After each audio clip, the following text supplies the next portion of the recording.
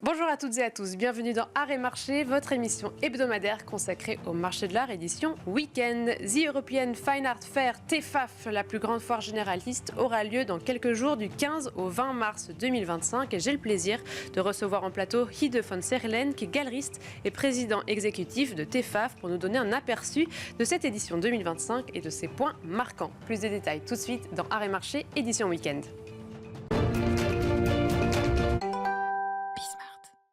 Ces portes ouvrent dans à peu près 2 semaines. Je parle de TEFAF, l'une des plus grandes foires généralistes. Je suis ravie d'être en compagnie de Hidde van Seggelen, qui est galeriste et président exécutif de TEFAF. Merci beaucoup d'être avec nous. Tout d'abord, est-ce que vous pouvez nous dire ce qui caractérise l'édition 2025? Est-ce qu'il y a des particularités cette année? This year is a special edition. We are 37 years in existence. And we bring this year to the fair all my colleagues, 274 in total. And they will bring across many disciplines works of art that are, many of them are new to the market. The TEFAF is a foundation, but at the same time we are a market. So everything that you can find with us is for sale. This is one of the forces. TEFAF started 37 years ago. This was in 1988, and that's when Europe was opening. We know that the wall came down in '89, and TEFAF had just started. And we had an incredible exhibition in this first edition with the Petersburg, with the Hermitage. So we have a long history with museums, and for this edition, this year, we have another museum that is going to show works of art that are not for sale. And they're coming from Italy, from a museum called Capo di Monte, from Naples. So TEFAF has a very strong connection with museums, and you see this everywhere. Cette connexion avec ces musées, quelles seront les œuvres qu'on va pouvoir voir plus particulièrement via ce musée? This museum will bring a selection. One of the highlights will be a painting by Tizian on this stand. But that's basically, it's let's say a special occasion for such an important museum to come to one of the most, or we are probably the most important fair.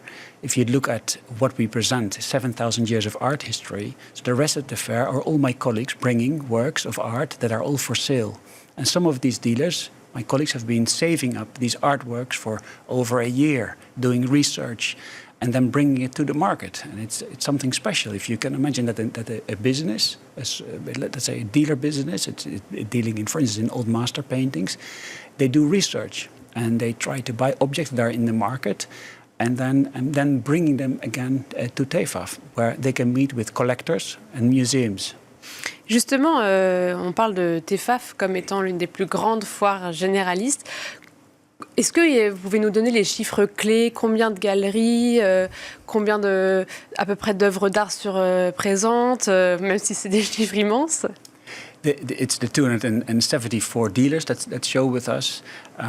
And they are divided over different disciplines. We have paintings dealers that specialize in paintings and old master paintings. Then we have dealers that specialize, for instance, in tapestry or jewelry, it being old jewelry or contemporary jewelry. There are dealers dealing in antiquities, let's say Greek and Roman sculptures and objects. There are design dealers, again, presenting, let's say, modern design, but also contemporary. There are modern and contemporary art dealers and galleries exhibiting with us, and you find everything under one roof.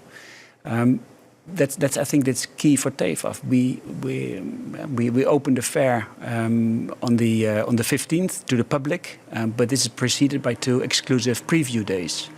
And what you will see in in the 8 days that we have the fair, you get the whole world coming to visit us, and it's for us just as important to have a general public visiting the fair. We're known for this, but also all the experts come to the fair. So I don't know the exact amounts, but there are, from all the major institutions, art institutions I'm talking about, they're coming to the fair with their curators, but also with their patrons.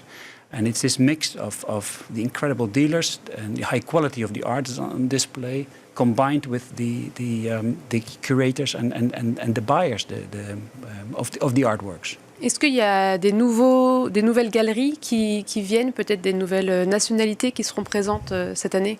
Yeah, this is an interesting question. We are in the middle of a transition of wealth. Maybe this has also been discussed in your program, but there's a transition from generations giving up their fortune to the next generations. And what we see is with this change, we also see that there are younger dealers coming to TEFAF, wanting to experiment and to show works of art that they think they're relevant. And so we see across all the disciplines at TEFAF, if you think that the fair is now 37 years old,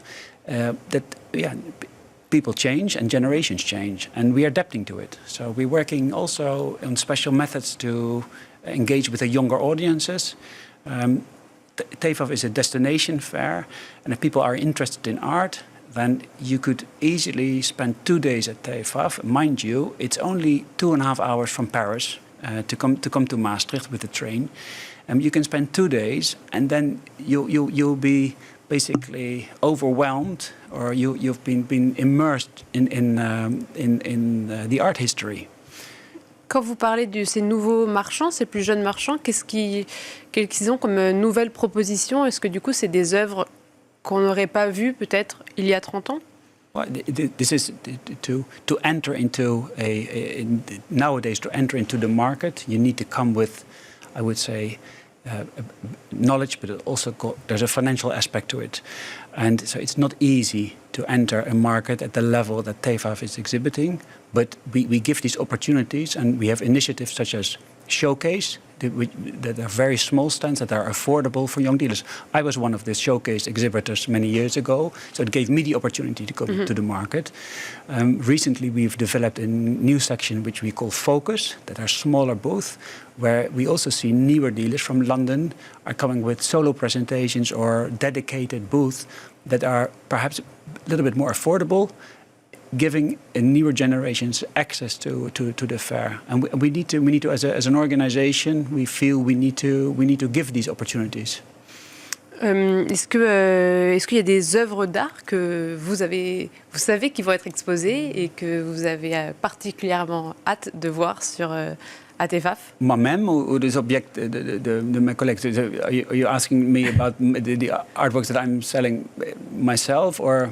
Vous-même, ou alors vous savez que les autres galeristes vont présenter certaines œuvres d'art qui sont particulièrement intéressantes, qui valent le détour? That's an interesting question, but I find it difficult to highlight one of my colleagues, because many of my colleagues I know are bringing works of art that are exceptional, especially also for this edition. But there was just before I was coming to speak here with you, one of my colleagues from London, his name is Stuart Lougheed. He's bringing a very special painting by Velasquez to the fair. The interesting thing about this painting is not only that it's a completely well-documented painting with its history about a nun who traveled from Sevilla to Manila. The painting itself has many historical meanings. Interesting element is that this painting is coming to TEFAF. And it is this dealer that is presenting it at TEFAF, and this work will be for sale. And only for this reason, you should come and visit TEFAF, because there you find objects that you've never seen before. They're new to the market, and they're for sale. Et justement, on parle de tous ces objets, ces œuvres d'art. Le vetting de TEFAF est un moment très important et qui est particulièrement mis en avant par TEFAF. Est-ce que vous pouvez nous expliquer comment fonctionne ce vetting? The vetting is a very delicate process. It's something that we have developed right from the beginning with the idea of the founders of the fair thought that we need to look after the quality of the objects that are on display. You need to realize that the dealers come to TEFAF, they build up their stands. It takes probably 3 days before they set up, and then they're being forced to leave the building for 2 days. We have a complete lockdown. The dealers are not allowed to be in the fair, and there will be over 220 vetting experts from all over the world. They will check in each single object, and that's called the vetting. And we check the authenticity of the works and also the quality, which sometimes results in also objects being removed and not being available for the market. It's a very strict process. It enables us basically to guarantee a certain amount of quality, so that the people that visit us and want to buy, they can buy with a great confidence.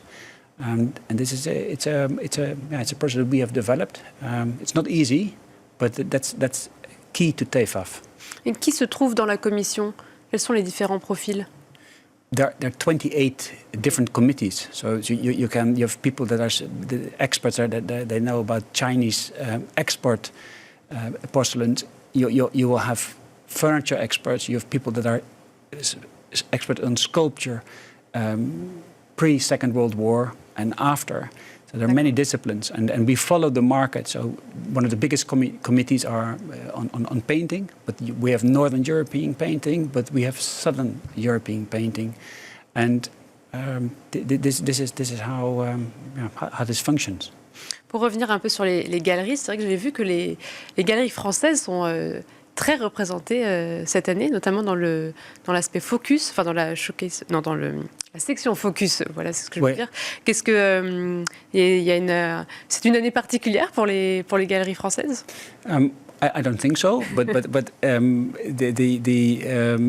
we've always been very attractive for French dealers, but we also see this from coming from England. I think we represent basically all the European countries that show with us. But for the focus section this year, you're right. There are quite a few French exhibitors, which makes me very happy because they have to leave France and they come to us in Maastricht. Il y a aussi un dernier lien avec la France, c'est la subvention du fonds de restauration des musées. Donc c'est vrai que TEFAF, chaque année, si j'ai bien compris, soutient la restauration d'une œuvre d'art. Et celle-ci, c'est pour une œuvre d'art qui est au musée de Condé, au château de Chantilly. Est-ce que vous pouvez nous en dire quelques mots et on terminera l'interview là-dessus? Yeah, this is I would say it's a coincidence, but it's a wonderful coincidence because we get many applications.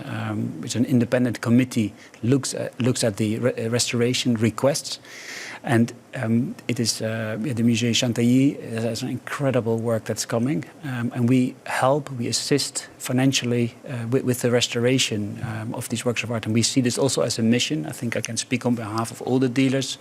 That on a daily basis we occupy ourselves with the condition of artworks, and this preservation is absolutely key to us, and we're happy to support also institutions that do not have these financial means, and for this we want to help. It's never enough, but we try to do our best. Eh bien, merci beaucoup, Hidde van Seggelen, d'être venu jusqu'à nous pour nous parler de la prochaine édition de TEFAF dans quelques semaines. Vous êtes galeriste et président exécutif de TEFAF. Merci beaucoup d'avoir été avec nous et merci à vous toutes et tous de nous avoir suivis. C'était ART MARCHÉ, édition week-end.